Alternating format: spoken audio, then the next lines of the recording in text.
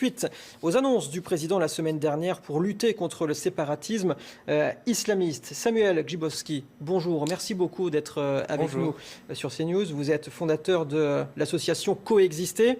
Le président de la République devrait dévoiler en fin d'après-midi de nouvelles mesures, notamment 100 millions d'euros qui seront consacrés aux cités éducatives. Est-ce que ça va dans le bon sens ?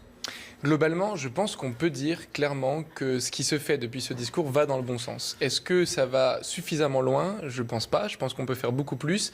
Mais déjà, ce pas-là est une bonne nouvelle, puisque dans le discours, il y avait 4 éléments du programme d'Emmanuel Macron pour répondre à cette menace de séparatisme. Mot d'ailleurs que nous avons soutenu depuis des années, puisque nous insistions sur le fait que le problème que nous constatons dans les quartiers et en dehors, c'est quand la société se scinde, quand elle se sépare, quand elle se fragmente. Ce qui est beaucoup plus clair comme problématique que le communautarisme qui est plus souvent subi que choisi. Maintenant, pour y répondre, il y avait son fameux point 4 qui était là où la République ne tient plus ses promesses. D'autant plus important que 100% des cas de djihadistes français, d'après une étude internationale, avaient montré et prouvé qu'au départ, il y a une rupture de la promesse qui n'a pas été tenue, une promesse de la République qui n'a pas été réalisée. Donc cette promesse qui n'est pas tenue, notamment sur le lien social, il faut lui donner les moyens. Dire qu'aujourd'hui, on redébloque 100 millions d'euros pour les cités éducatives, c'est positif. Maintenant, j'ai 2 points de vigilance sur ces 100 millions d'euros. Le premier, c'est est-ce que ça va suffire à compenser la disparition du ministère de la Jeunesse, de la Vie associative et des Sports, je ne sais pas si vous avez remarqué, mais qui n'existe plus depuis 2017, puisqu'elle a été fusionnée avec l'éducation. Donc première question. Et deuxième question, est-ce qu'on est sûr que ces cités éducatives seront mixtes ? Parce que si on fait des programmes spécifiques pour ceux qui sont les plus à risque dans ce séparatisme, en fait, on restigmatise même dans la solution. Ce qu'il faut, et tous les éducateurs de terrain le disent, c'est des programmes pour tous, dans lesquels on mélange des gens qui seraient potentiellement séparés, dont on empêche par ces programmes mixtes qu'ils se séparent. Emmanuel Macron parle d'une reconquête républicaine, ce sont ces mots, est-ce que vous êtes d'accord ? Avec l'idée de reconquête républicaine ? Substantiellement, je pense que je suis d'accord sur la plupart. Je trouve qu'il faut être très vigilant sur cette optique de conquête. Il a bien rappelé que la laïcité n'est pas cet instrument.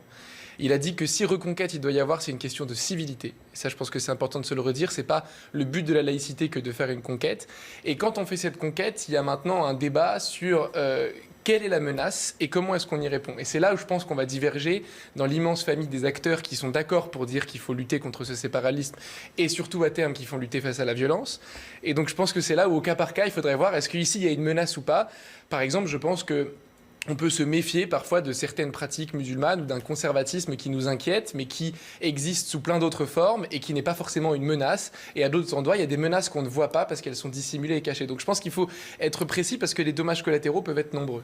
Quel état des lieux on peut faire aujourd'hui ? Est-ce que ces personnes, ces associations peut-être dont on parle, de ce séparatisme islamiste, est-ce que c'est une goutte d'eau ? Ou est-ce que c'est généralisé dans le pays ? Je pense qu'il faut peut-être un petit peu recontextualiser. C'est-à-dire une goutte d'eau. C'est-à-dire, est-ce que... séparatisme ? Exactement.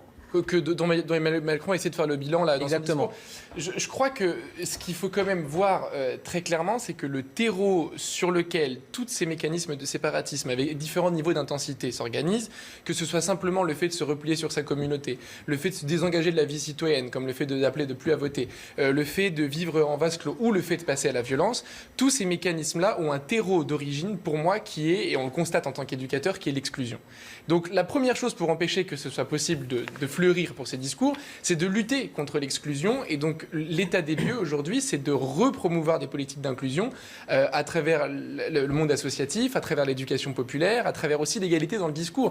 C'est pour ça qu'on a à cœur de rappeler que s'il y a un contrôle notamment des associations cultuelles, il faut que ce contrôle soit égalitaire et que tout le monde bénéficie ou subisse, peu importe, le même contrôle. Contrôle d'ailleurs qui n'est pas nouveau puisque dans 1905, il y a un certain nombre d'articles qui prévoient une police des cultes, qui à la fois protège les croyants pour être sûr qu'ils puissent pratiquer, mais qui aussi vérifie que les croyants utilisent les lieux cultuels à finalité religieuse et pas à finalité politique ou philosophique. Alors, je ne sais pas s'il y a une goutte d'eau en ce moment. Je pense qu'il y a un problème aujourd'hui en France. Il y a un risque. La violence, elle n'est pas que islamique. Elle est aussi, parfois, on l'a vu, d'extrême droite.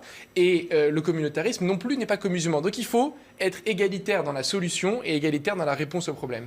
Merci beaucoup Samuel Grzybowski d'avoir été avec nous en direct sur CNews. Je rappelle, vous êtes donc fondateur de l'association Coexister. On va rappeler le but de cette association, c'est de faire de la diversité un levier du mieux vivre ensemble. Exactement. C'est ça ? Diversité en particulier religieuse, c'est pour ça que ce sujet nous tient à cœur.